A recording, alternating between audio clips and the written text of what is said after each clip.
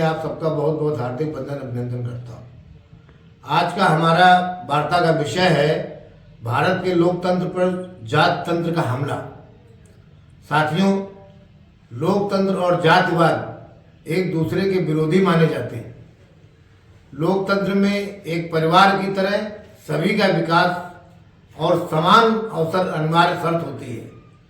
स्वतंत्रता आंदोलन में अपना सर्वोच्च बलिदान देने वाले महापुरुषों ने अपनी जाति और संकीर्ण हितों के लिए बलिदान नहीं दिया था। ब्रिटिश शासन के खिलाफ आज़ादी की लड़ाई भारत को केवल आज़ाद कराने की नहीं थी, अपितु अपने नागरिकों को आर्थिक और सामाजिक रूप से सशक्त बनाकर एक महान राष्ट्र बनाने की कल्पना भी शामिल थी। भारत में स्वतंत्रता आंदोलन की विरासत के आधार पर नए भारत का निर्माण किया गया और 75 सालों की आज़ादी के बाद अपने नागरिकों के त्याग व अथक परिश्रम के बल पर आज जब भारत एक विकसित राष्ट्र बनने की ओर अग्रसर है और अपने अमृत काल में कई आर्थिक, सामाजिक व राजनीतिक लक्ष्यों को प्राप्त कर चुका है, तब देश के कुछ नेता राजनीतिक स्वार्थ के लिए स्वतंत्रता आंदोलन के बलिदानों व विरासत को भूलकर जाति की बात कर रहे हैं। लोकतंत्र का उद्देश्य किसी व्यक्ति, समाज, जाति व वर्ग का विकास करना नहीं है, अपितु सर्व समाज का विकास करना है और खास तौर पर समाज के कमजोर वर्ग को मुख्य धारा में शामिल करना है। आजकल कुछ राजनीतिक पार्टियां जातीय जनगणना की बात कर रही हैं। वह शायद यह भूल गई हैं कि जिन महापुरुषों को आदर्श मानकर पार्टी खड़ी की है, उन्हीं महापुरुषों के विचारधारा के विपरीत काम कर रहे हैं। डॉक्टर लोहिया चाहते थे कि जात विहीन समाज बने। उसके लिए उन्होंने कहा था कि देश में ऐसे विद्यालय स्थापित किए जाएं जिनमें छात्र छात्राओं के नाम से जाति हटाकर प्रवेश लिए जाएं और जब वह छात्र पढ़ लिख कर बड़े हो जाएं तो उनकी शादियां करवा दी जाएं, जिससे आगे जो समाज का निर्माण हो वह जात विहीन हो। लेकिन आज डॉक्टर लोहिया को आदर्श मानने वाले जातिगत जनगणना कराकर जातिवाद को मजबूत करना चाहते हैं। इसी तरह डॉक्टर अंबेडकर का मानना था कि लोकतंत्र और आधुनिक शिक्षा जातिवाद को खत्म कर देगी। डॉक्टर अंबेडकर जी ने इनहेलेशन ऑफ कास्ट नामक पुस्तक भी लिखी है, परंतु डॉक्टर अंबेडकर को अपना आदर्श मानने का नाटक करने वाले नेता जाति जनगणना की बात कर रहे हैं। अंग्रेजों ने मुस्लिम समाज को भी मजहब के नाम पर बांटने का प्रयास किया था।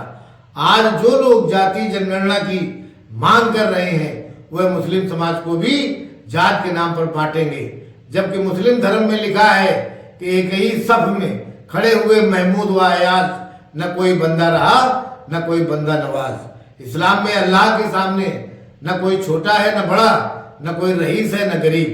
आजादी के बाद भारत के संविधान ने सभी को समान अधिकार प्रदान किए और जाति व मजहब की विभाजनकारी पहचान को अस्वीकार कर दिया।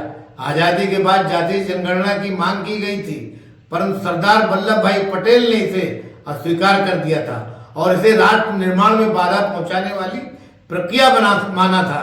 भारत में जाति व्यवस्था समाप्त करने के लिए कई महत्वपूर्ण आंदोलन हुए और निरंतर जाति व्यवस्था को खत्म करने के प्रयास हुए। केरल में श्री नारायण गुरु ने एक जाति एक मानव का नारा दिया। डॉक्टर लोहिया ने जात रहित समाज बनाने का फार्मूला दिया।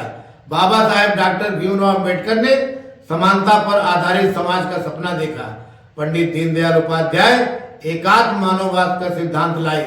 वर्षों के प्रयासों के बाद आज जब समाज जाति बंधनों से मुक्त होकर अपनी और देश की प्रगति में आगे बढ़ गया है, तब फिर से उनके पैरों में जाति बेड़ियों को डालकर जाति संघर्षों में झोंकने का प्रयास अति महत्वाकांक्षी नेताओं द्वारा किया जा रहा है। बिहार के श्री नीतीश कुमार जो सुशासन बाबू कहे जाते थे और उनके स्वभाव और व्यवहार को देखकर लोग उन्हें प्रधानमंत्री के रूप में देखते थे, परंतु 2014 में श्री नरेंद्र मोदी जी के प्रधानमंत्री बनने के बाद वह खिन्न हो गए और फिर से लालू प्रसाद के साथ चले गए, परंतु कुछ समय के बाद फिर से एनडीए में वापस आ गए।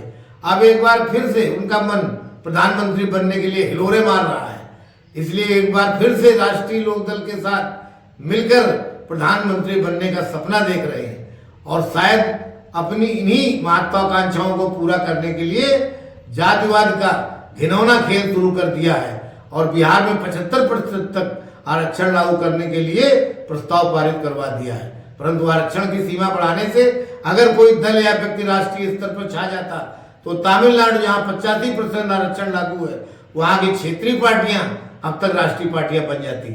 आज भारत में जात व्यवस्था के नाम पर दोहरी प्रवृत्तियां सामने आ रही हैं।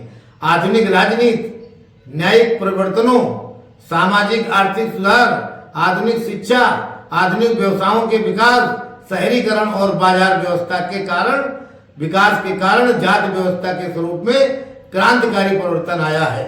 जात के बंधन कमजोर हुए हैं, लेकिन राजनीतिक लाभ और अवसर प्राप्त करने के लिए विभिन्न जाति समूह तेजी से लामबंद हो रहे हैं। राजनीति जात को लोक कल्याण का माध्यम न मानकर सत्ता प्राप्त करने का अवसर समझने वाले नेताओं ने जातियों को संगठित करना प्रारंभ कर दिया है। जाति आधारित दल बनने लगे हैं और संकीर्ण हितों के लिए अन्य जातियों पर प्रभुत्व स्थापित करने का प्रयास किया जा रहा है। इससे अन्य जातियों के लोग भी सक्रिय हो रहे हैं। इससे लोकतंत्र पर जात तंत्र हावी होने लगा है।